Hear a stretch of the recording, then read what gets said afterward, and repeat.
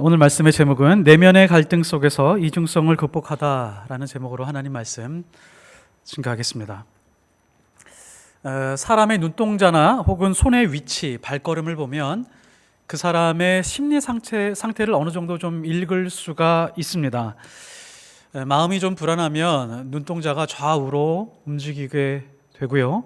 초조하고 긴장이 되면 손을 어떻게 해야 될지, 손의 위치를 잡기가 굉장히 곤란한 경우들이 많이 있습니다. 그리고 무언가 결정을 해야 되는데 결정을 잘 못했으면 발걸음이 이리 왔다 저리 왔다, 방에서도 여기 왔다 저기 왔다 할 때가 많이 있습니다. 오늘 베드로의 움직임과 행동을 보면 베드로의 심리 상태를 좀 우리가 읽을 수가 있습니다. 베드로는 예수님과 함께 있을 때, 예수님이 계실 때 보통은 야고보와 요한 셋이 이렇게 다닐 때가 많이 있었습니다. 그리고 예수님이 승천하시고 나서 빌립이 사마리아에서 복음의 역사를 이루었을 때 요한과 함께 가서 그 복음이 진짜인지 아닌지 확인하고 성령을 내리게 한 그런 일이 있습니다. 그러니까 베드로는 주로 혼자 다니지 않았던 것을 우리가 성경을 통해서 알고 있습니다.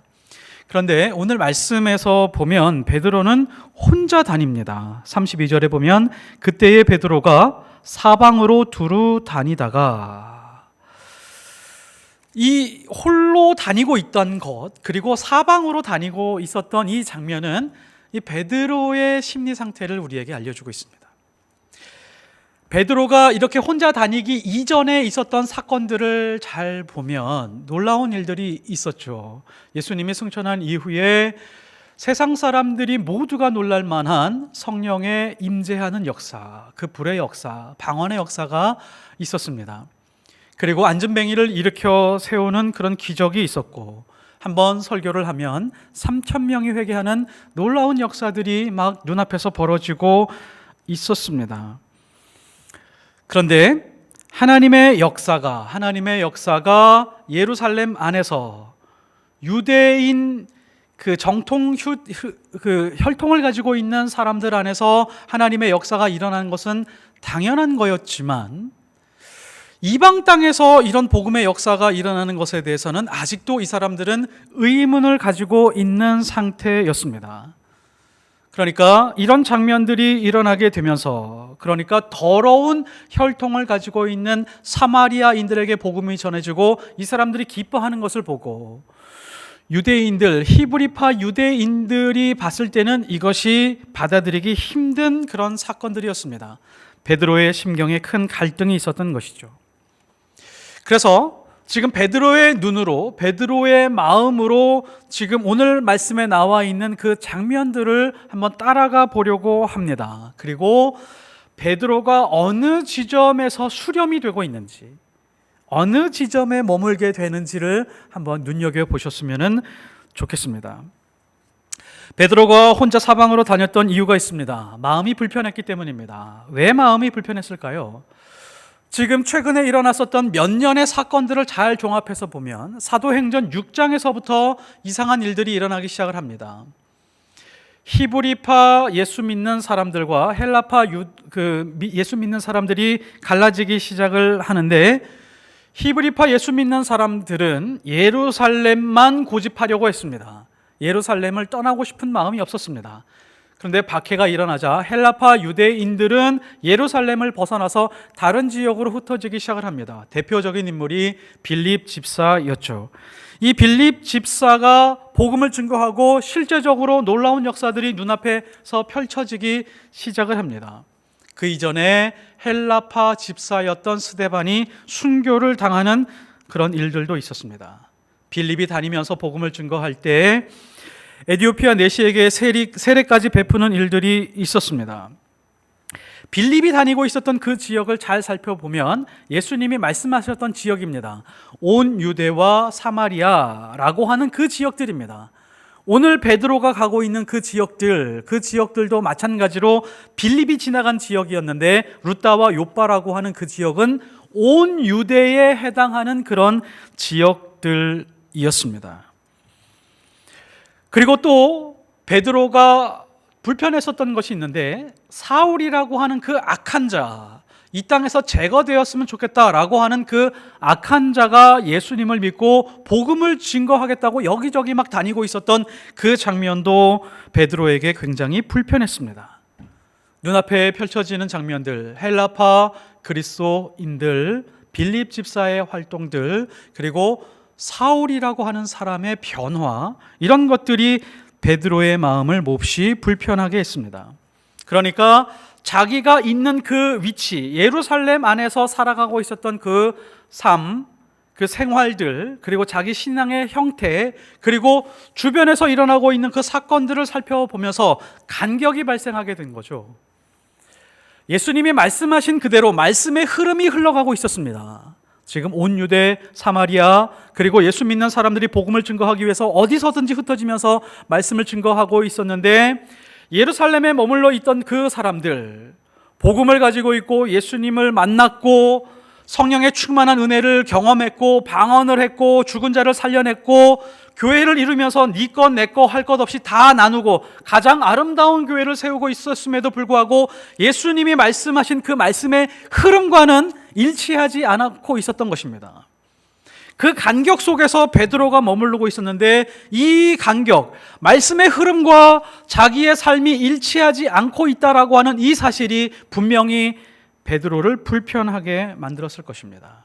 자기 삶의 방향, 분명히 예루살렘에 머물고 있었던 사람들은 은혜가 충만했고 예수님의 말씀 따라 사는 것 같았지만, 그리고 예수님이 말씀하시고 성령의 충만함으로 인해서 능력치는 최고 수준에 이르렀었지만, 지금 실제로 하나님의 말씀이 흘러가고 있는 그 방향과는 간격이 있었다는 것을 우리가 계속해서 알고 있습니다. 그리고 또 하나 베드로를 불편하게 했었던 것이 있습니다. 예수님이 마지막으로 남겨놓은 그 말씀, 온 유대와 사마리아와 땅끝이라고 하는 것이 계속해서 자기 가슴 속에 각인되어 있었을 것이고, 개인적으로, 지극히 개인적으로 디베랴 바닷가에서 예수님이 베드로에게 말씀하신 게 있죠. 네가 정말 나를 사랑하느냐? 너 정말 나 사랑하니? 라고 하는 그 질문, 내가 정말 지금 예수님을 사랑하는 삶을 살고 있는 것인가? 라고 하는 것에 대해서 자기가 확실하게 말할 수 없는 그 상황에 놓여 있으면서 불편했었던 것이죠. 그래서 베드로는 오라는 곳은 없지만 흩어진 성도들이 있는 곳을 다니기 시작했던 것입니다. 일단은 그 용기는 없어요. 정말 멀리 떨어져 있는 이방인들이 있는 곳에 가서 예수님이 세상의 구세주입니다 라고 하는 그런 외칠 만한 용기는 가지고 있지는 못했지만, 그래도 흩어져 있는 사람들, 그 사람들에게는 한번 다녀봐야겠다라고 하는 생각이 있어서 혼자 다녔던 것 같습니다. 그래서 그때에 베드로가 사방으로 두루 다니다가 루다에 사는 성도들에게 내려갔더니, 오늘 베드로가 방문하는 루다하고 욥바라고 하는 그 지역은 사실 정황상 예수 믿는 사람들이 없는 지역입니다. 예수 믿는 사람들이 있을 수 없는 그런 지역이고 성령을 받은 사람들이 없는 지역입니다. 그런데 사도행전 8장 40절에 빌립은 아소도에 나타나 여러 성을 지나다니며 복음을 전하고 가이사랴에 이르니라 라고 하는 이 말씀을 보면, 에디오피아 내시에게 남쪽 광야에서 세례를 주고 나서 북쪽으로 이동을 합니다. 그 북쪽으로 이동하는 과정 중에 루다와 욥바가 있었습니다. 그리고 그 맨 위에 가이사랴라고 하는 그 대도시 항구에 가서 빌립이 머물게 됩니다. 그러니까 빌립이 지나간 모든 자리는 복음으로 아주 큰 변화가 있었다는 것을 확인할 수가 있죠. 옛날에 영국에 있었던 일입니다. 영국의 어떤 사람이 콘월 지방을 지나고 있었습니다. 마을이 굉장히 평온했습니다. 마을 사람들은 굉장히 친절하고 깔끔하고 날씨도 매우 좋은 상황이었습니다.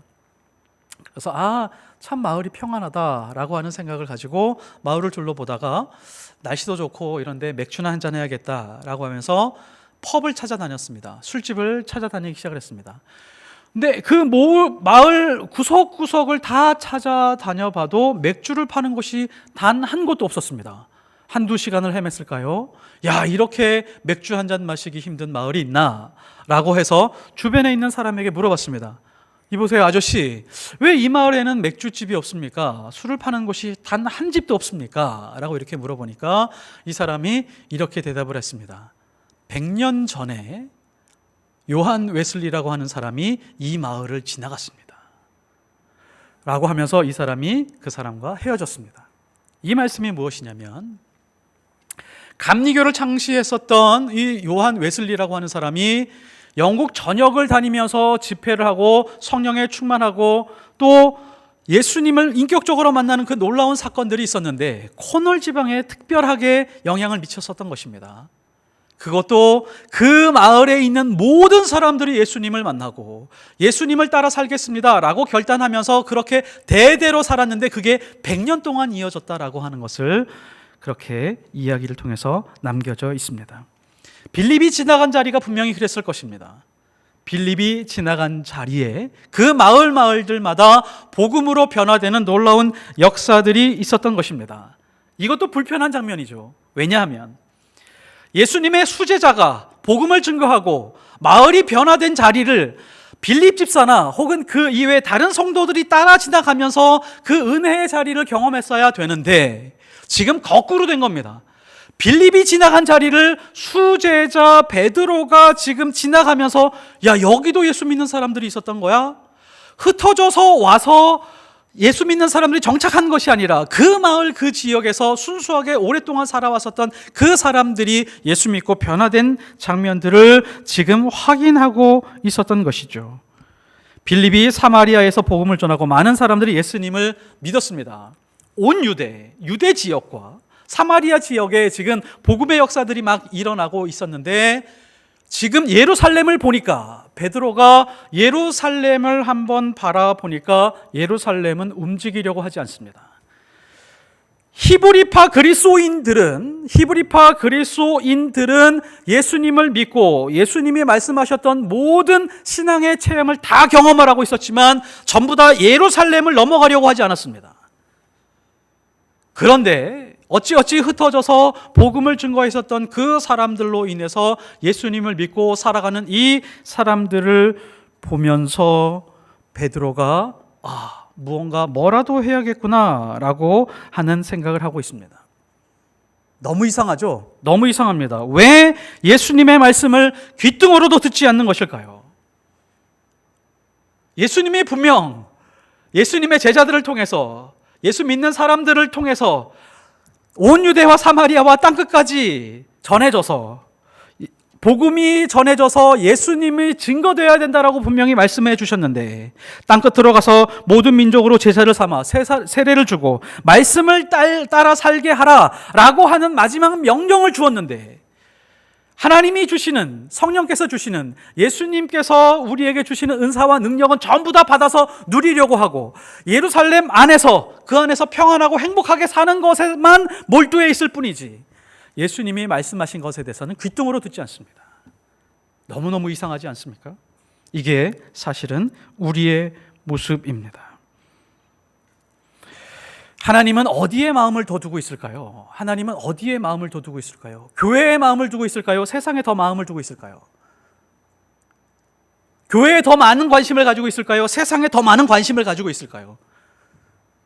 하나님은 세상에 훨씬 더 많은 관심을 가지고 있습니다. 하나님이 세상을 이처럼 사랑하사 예수님을 희생시키고 죽여서라도 세상을 구하고자 하신 분이 바로 하나님이십니다. 그거와 똑같이 교회를 세우시고 예수 그리스도를 믿는 사람들을 불러서 이 사람들을 그냥 이 땅에서 행복하고 형통하고 그냥 은혜를 누리면서 살게 하기 위한 것이 아니라 교회와 그리스도인들을 희생시키고 고난을 당하고 혹은 죽여서라도 세상 사람들이 죽어가고 있을 때 그 사람들의 생명을 구원하는 것이 하나님의 뜻인데 이것에 대해서는 관심이 없습니다. 하나님 왜 저에게 이런 고난을 주십니까? 도대체 왜 나의 인생은 우리 집은 이렇게 지질이 궁상맞게 이렇게 힘겨운 삶을 살아가야 됩니까? 라고 하는데 갇혀서 살아갑니다. 그리고 그거 문제 해결해 주면 기쁘고 즐겁구나 간증하고 살다가 그냥 그렇게 신앙생활하면서 가는 겁니다. 이게 진짜 우리가 추구하는 신앙생활이어야 될까요? 루다에서 베드로의 행동이 좀 특이합니다. 33절에 보면 거기서 애니아라고 하는 사람을 만나고 이 애니아라고 하는 사람은 중풍병에 걸렸다라고 이렇게 말을 하고 8년 정도 되었다라고 성경은 증거하고 있습니다. 이 중풍병이라고 하는 것은 지금 우리가 생각하고 있는 뇌졸중하고 정확하게 일치하지 않습니다. 그냥 그 당시 중풍병이라고 하는 것은 마비증이라고 할 수 있습니다. 그냥 마비증에 해당하는, 그냥 몸과 손과 이런 발과 이 모든 것을 움직이기 어려운 상태, 그냥 마비증에 걸린 그런 사람이라고 보면 맞습니다. 근데 베드로가요, 애니야가 베드로를 보고 저 좀 고쳐주십시오, 저 정말 너무 힘들게 살아왔습니다 라고 하면서 고쳐달라고 애원하지 않았는데, 베드로는 그 애니야를 보자마자 고쳐주고 싶은 마음이 막 솟아올랐습니다. 그래서 애니야에게 다가가서 애니야의 병을 고쳐주고 일어나라 라고 그렇게 말했습니다. 애니야야, 예수 그리스도께서 너를 낫게 하신다. 일어나 내 자리를 정돈하라 한데 곧 일어나서 내 자리를 정돈하라. 이거 굉장히 중요한 의미를 가지고 있는데요, 다음 주에 한번 좀 살펴보도록 하겠습니다. 자, 우리는 여기서 베드로의 모습 속에서 어떤 모습과 겹치죠? 예수님이 이 땅에서 하셨던 일과 그대로 겹칩니다. 예수님도 환자들을 긍휼히 여기시고 환자들에게 다가가서 그 질병을 가진 사람들을 완전히 치유해 주셨습니다. 자, 그러면 우리는 이 장면들을 바라보면서 신앙을 이렇게 정리하면 될까요? 우리가 힘들고 어렵고 고난당하고 고생하고 혹은 질병으로 아파할 때 하나님께 나아가서 하나님께 간구하면 하나님은 우리의 질병을 고쳐주시는 분이시고, 그럼 그 은혜를 누리고 사는 것입니다. 혹은 은사와 능력이 많은 사람들은 그 질병이 있는 사람들을 가서 기도로 고쳐주는 것, 이런 정도 수준에서 머물면 신앙생활 다 하는 걸까요? 아니잖아요. 근데 많은 사람들이 여기서 멈추고 그 이상 더 깊이 들어가려고 하지 않습니다. 루다에서 17km 떨어진 욥바에서 두 사람이 베드로를 찾아옵니다. 아마 가까운 곳에 베드로가 있다라고 하는 사실이 전해졌던 것 같아요. 욥바라고 하는 지역에서 아주 신앙이 좋고 좋은 일을 하고 선행을 하고 있었던 여제자 다비다라고 하는 사람이 죽어서 시체로 되었었는데, 시체를 잘 닦아서 다락방 위에 누웠습니다. 그리고 베드로가 오면 고쳐줄 수 있겠지라고 하는 생각에 달려가서 베드로를 모셔옵니다. 베드로에게 간청을 하니까 베드로도 달려갔습니다. 막 달려가자마자 다락방 위로 올라가서 그 시체 앞에 앉아서 많은 사람들을 다 내보냅니다. 그리고 혼자 딱 있으면서 기도하고 난 다음에 다비다야 일어나라, 다비다 쿰이라고 말합니다. 다비다야 일어나라. 어떤 장면과 겹치죠? 예수님이 하셨던 달리다 쿰하고 똑같습니다. 우리는 여기서 베드로의 능력치가 거의 예수님의 능력치 수준에 가까이 왔다는 것을 확인할 수 있습니다. 거기다가 열왕기상 17장에 보면 엘리야가 사르밧 여인의 자녀가 죽었을 때, 그때 엘리야가 죽은 자를 살리는 그런 역사가 있었죠. 그리고 열왕기하 4장에서 엘리사가 수넴 여인의 아이가 죽었을 때 그 아이를 살려내는, 다락방에서 다 살려냈습니다. 자, 우리는 이 베드로를 바라보면서 베드로는 이제 구약 성경의 선지자 엘리야와 엘리사의 수준을 넘어가는 그런 능력에 도달했구나, 그리고 예수님의 그 능력 수준을 넘어가는 그런 수준에 도달했다라고 하는 것을 알 수 있습니다. 자, 그러면 우리 신앙이 여기에서 멈추면 될까요? 인생의 고난이 오고 질병이 찾아왔을 때 하나님 앞에 나아가면 다 해결해 주십니다. 능력 있는 교회, 능력 있는 목사들을 만나면 됩니다 라고 하는 그런 신앙의 수준에 멈추면 될까요? 그런데 우리 신앙의 많은 부분들이 여기서 멈출 때가 많이 있습니다. 괴롭고 고통스러울 때 하나님께 찾아가서 그거 해결해 주면 거기에서 멈추고, 또 괴롭고 고통스러운 수준에 있다가 또 하나님께 갔다가 잘 해결해 주면 거기서 멈추고 더 깊이 들어가려고 하지 않습니다. 자, 보통 한국 교회에 이런 현상이 일어났다면 베드로라고 하는 사람이 이렇게 우리 교회에 있다라고 하면 이렇게 했을 것입니다. 분명히 많은 사람들, 사역자들을 꾸려서 집회를 마련했을 것입니다. 본교회에 올라가서, 예루살렘 본교회에 올라가서 루다와 욥바 지역에서 어떤 기적의 역사가 있는지 간증하고, 많은 사람들로 하여금 기도 특공대를 만들어서 기도하게 하고, 치유의 역사와 기적의 역사가 다른 지역으로, 세계 모든 만방으로 퍼져나갈 수 있도록 그렇게 아마 사역을 확장시켜 갔을 것입니다. 그리고 치유와 기적의 집회, 포스터를 만들고 광고를 하고 홍보를 하고 CBS, CTS를 다 홍보하면서 많은 사람들을 모아서 치유하고 기적을 일으키려고 했을 것입니다. 그런데 베드로가 그렇게 했나요? 베드로가 그렇게 안 했습니다. 요바에 머물렀다라고 하는 말씀은 우리에게 보여주고 있지만 그 다음에 이렇게 집회를 이어가고 있지 않습니다. 아마 베드로는 그런 집회를 이어가고 싶은 마음이 없었던 것 같습니다. 왜냐하면 마음의 갈등과 불편함이 해소되지 않았기 때문입니다. 요바의 지역에 있던 사람들을 한번 생각해 보십시오. 요바와 룻다와 그 주변에 있던 사람들, 집집마다 병자들이 한두 사람씩 다 있었습니다. 그러면 베드로 불러와, 베드로 초청해, 베드로가 오면 죽은 자도 살리니까 아마 놀라운 역사들이 일어나게 될 거야. 베드로는 거절했던 것 같습니다. 누구를 또 거절했냐면 다비다. 요바에 머무는 동안에 다비다는 심정이 어땠을까요? 요바에 머무는 동안은 저희 집에서 주무십시오. 숙식을 다 해결해 드리겠습니다. 아니요, 평생 요바에 올 때는 저희 집에서 머무십시오. 모든 것을 다 제공해 드리겠습니다 라고 했을 것입니다. 근데 이거 거절했습니다. 근데 베드로는 어디에 머물렀다가 나오죠? 시몬이라고 하는 사람의 집 무두장이라고 성경이 밝혀두고 있습니다. 룻다에서도 며칠 밤을 잤을 것이고 사마리아에서도 며칠 밤을 잤을 텐데 어느 집에서 머물렀는지 성경이 말하고 있지 않습니다. 근데 요바에서 누구의 집에서 머물렀는지를 말씀하고 있는데 이것이 굉장히 중요하기 때문입니다. 왜 베드로는 무두장이 집에 머물렀을까요? 무두장이가 뭐 하는 사람이죠? 가죽 제조 기술자입니다. 가죽을 제조하기 위해서는 가축을 죽여야 되죠. 가축을 도살해야 됩니다. 그래서 그 가죽을 잘 떠서 최고품의 가죽을 만드는 사람이 바로 무두장이입니다. 당시 유대인들의 풍습에서는 죽은 짐승이나 죽은 사람의 시체를 만지게 되면 그 사람은 부정탄 사람이 됩니다. 그 사람 옆에 가면 옆에 있는 사람도 부정타기 때문에 그 사람과 가까이 하려고 하지 않습니다. 그 사람이 만지는 모든 물건들, 그 사람이 먹고 있는 음식들, 그 사람이 입고 있는 옷, 그 사람이 살고 있는 모든 집들이 부정탄 것이 되기 때문에 마을에서 외딴 곳에 거주하게 만들었습니다. 무두장이가 오게 되면 전부 다 피해갔습니다. 왜냐하면 부정탄 사람이기 때문입니다. 고대 이스라엘 사회에서는 여자가 먼저 이혼을 요구할 수가 없습니다. 그런데 단 하나의 경우에서는 이혼을 요구할 수가 있었는데 어떤 사람과 결혼했는데 모르고 결혼했습니다. 근데 그 사람의 직업이 무두장인 거예요. 그러면 여자는 그 순간 이혼을 요구할 수 있었고 그 이혼은 성립이 됐습니다. 그 정도로 무두장이는 인간 취급을 받지 못했습니다. 자, 이런 사회에서 정신 이상자가 아니고서야 무두장이의 집에 머물 수 있을까요? 같이 잠을 자고 같이 먹고 마시고 할 수 있을까요?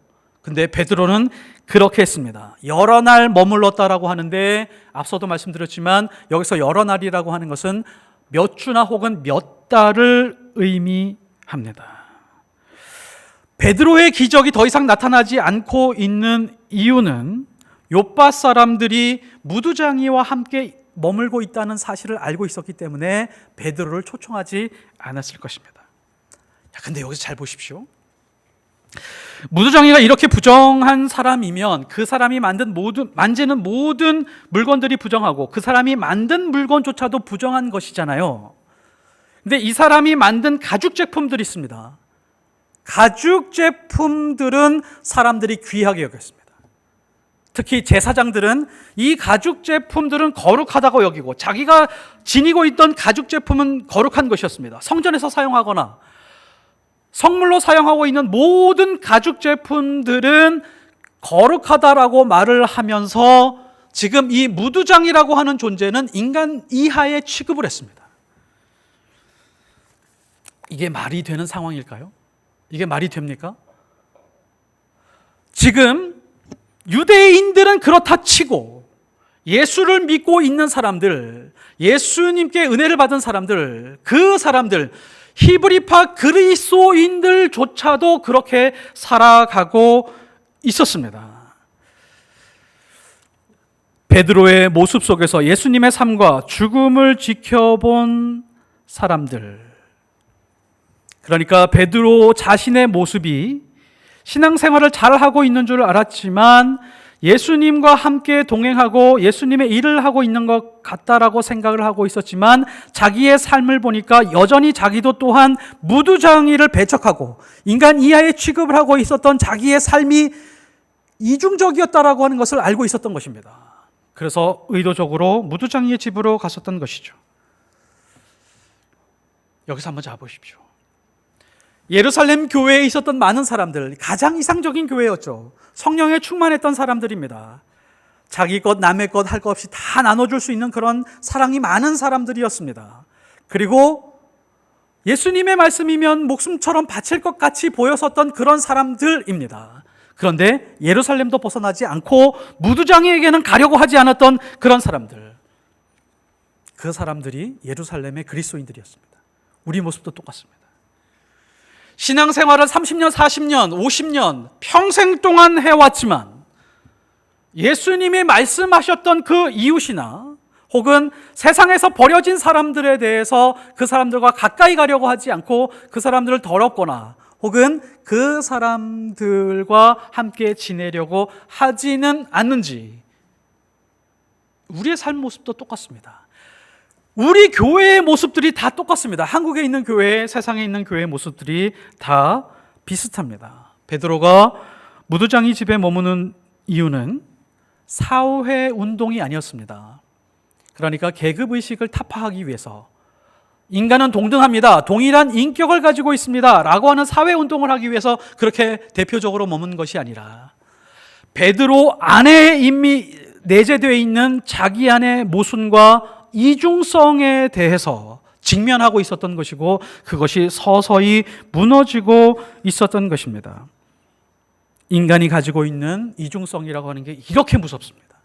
하나님께 은혜를 받아도 거듭난 사람이라고 그렇게 고백한다라고 할지라도 하나님을 사랑합니다, 예수님을 사랑합니다라고 고백하는 사람들에게도 그 마음 깊은 곳에, 영혼 깊은 곳에 이중성이 그렇게 도사리고 있습니다.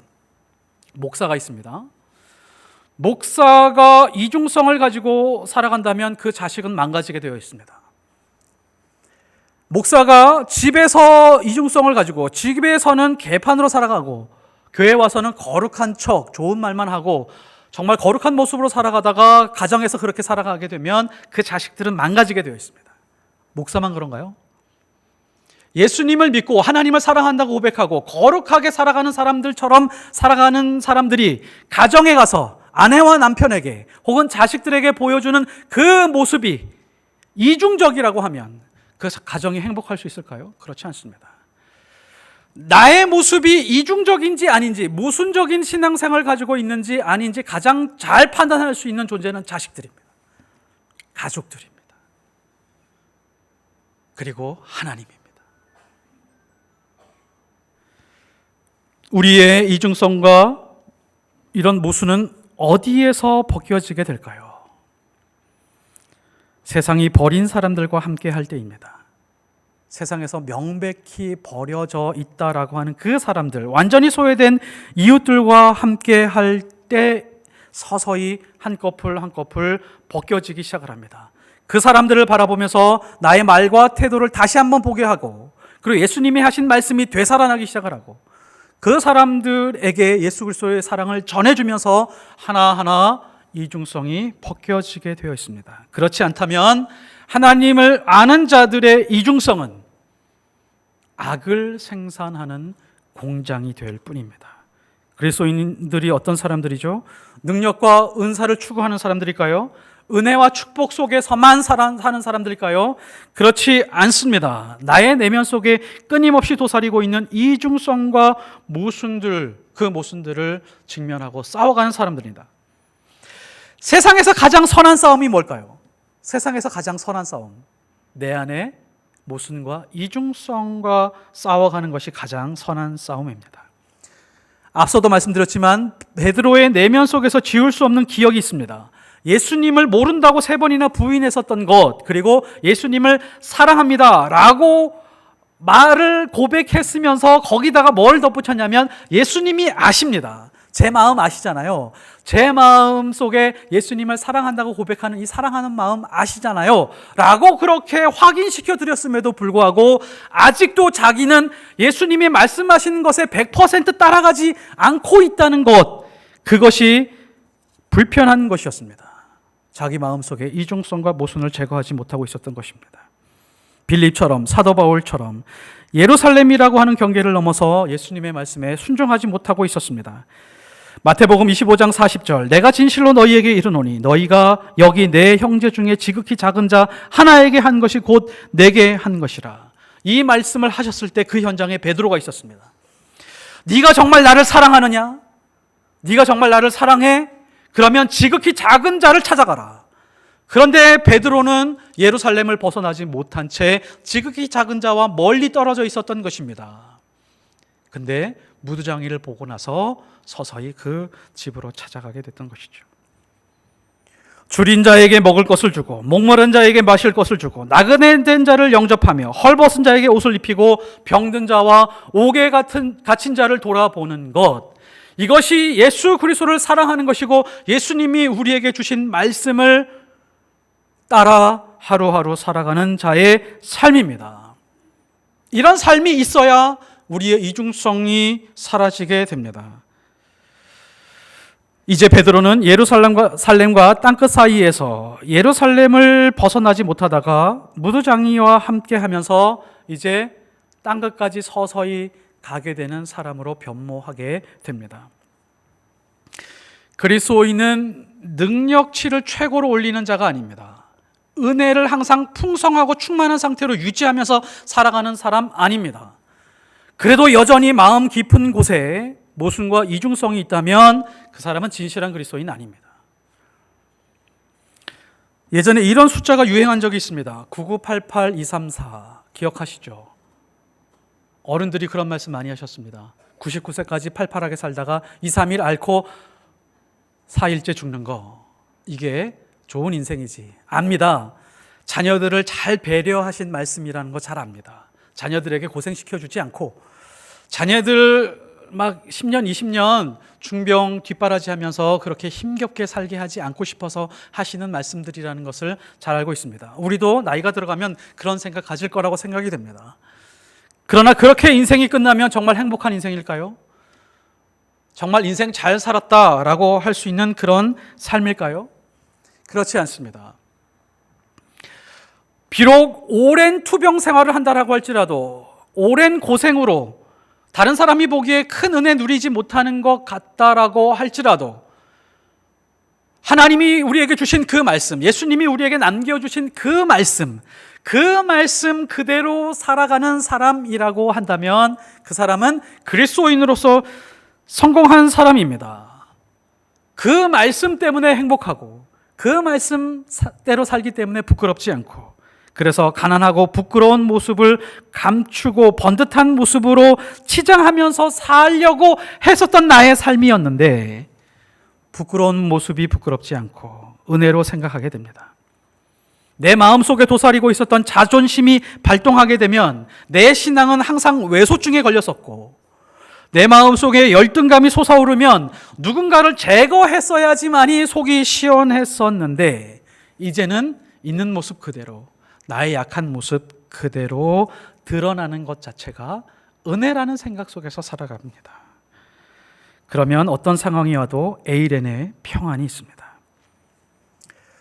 신앙생활을 해오시면서 정말 자기 안에 있는 그 이중성 때문에 고통스러워해 보신 적이 있으십니까? 자기 내면 속에서 내가 말하고 있는 것과 내가 추구하고 있는 신앙과 나의 삶이 달라서 내 마음이 뒤틀려 본 적이 있으십니까? 이게 진짜 신앙생활입니다. 하나님이 나에게 많은 물질의 은혜를 주셨어, 건강의 복을 주셨어, 자식의 복을 주셨어.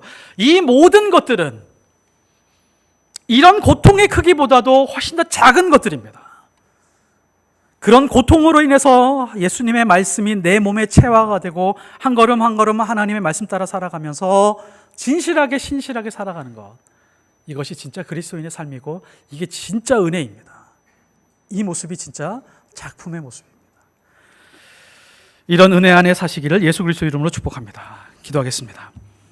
하나님 아버지, 우리가 이 땅을 살아가면서 엉뚱한 은혜를 구하고 엉뚱한 복을 구하면서 살아갈 때가 너무도 많이 있습니다.